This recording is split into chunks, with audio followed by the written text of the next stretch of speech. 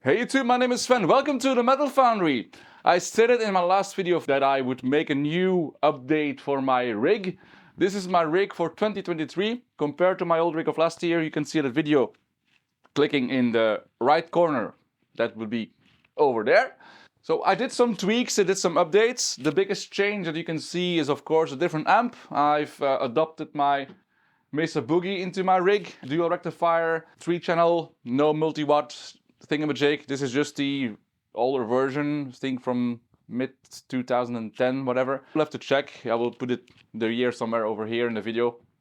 And actually, I wanted to change my sound a bit. I wanted to use my Mesa Boogie live because I like the sound better compared to my Black Star, especially within the band setting of Hope Erodes, the band that I play in.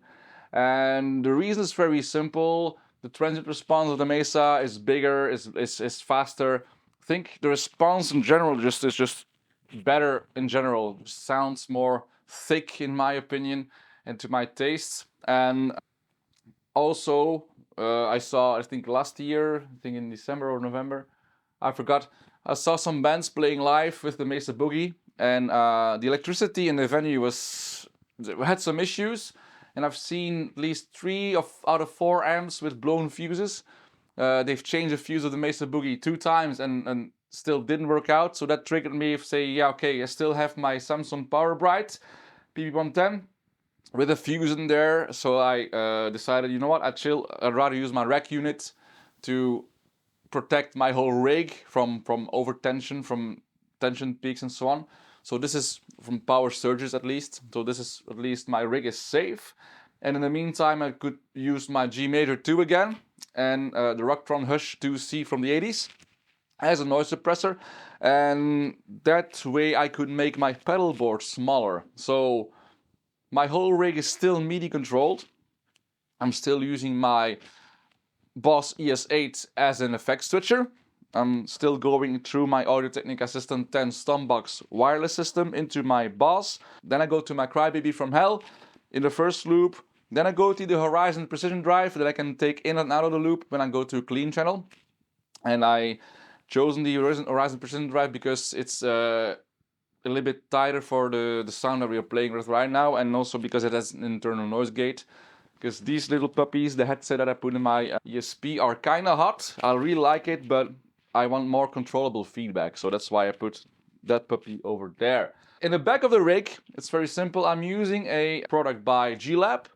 Unfortunately, G-Lab stopped production of their whole range because they had very clever products like the wah pad that I'm using on my pedal board, but I'm using also a Mac. I'm using an amp controller, a MIDI amp controller.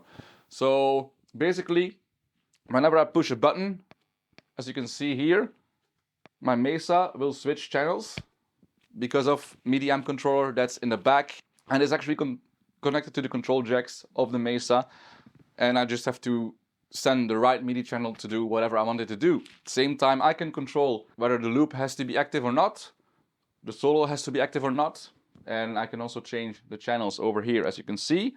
It's very, very cool. As a cap, I'm still using my Black Star 4x12 with V30s.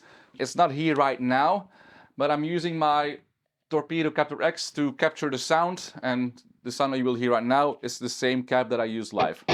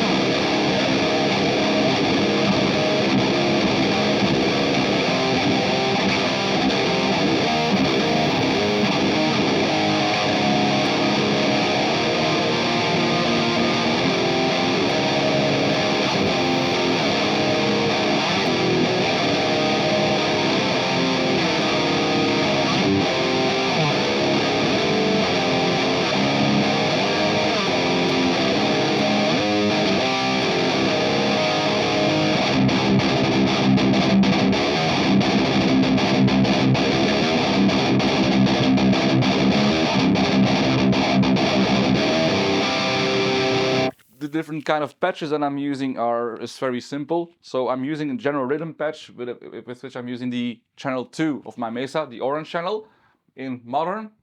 And I'm using the horizon as a boost in that case. For the lead channel, I'm using my TC Electronic G Major 2 with the lead patch.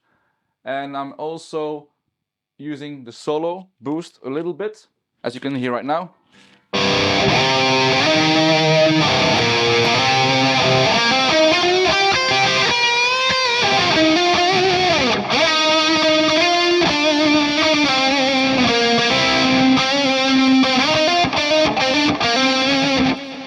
That's a lead sound.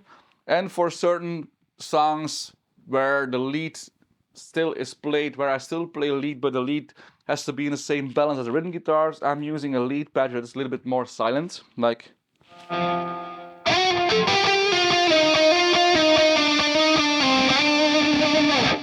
Which is a little bit more silent. For other songs like Odium, I'm still using a patch for that one as well with a flanging effect.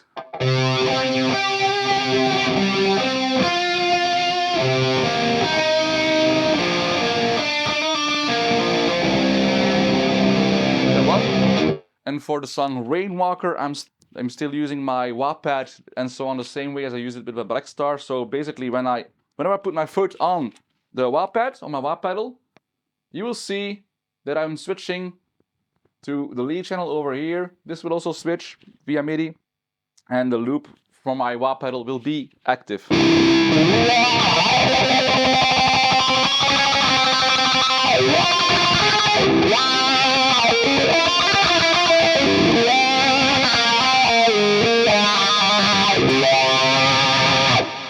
And whenever I want to go back, I just press the 8 button, which is my emergency button, and I switched my amp back to channel 2.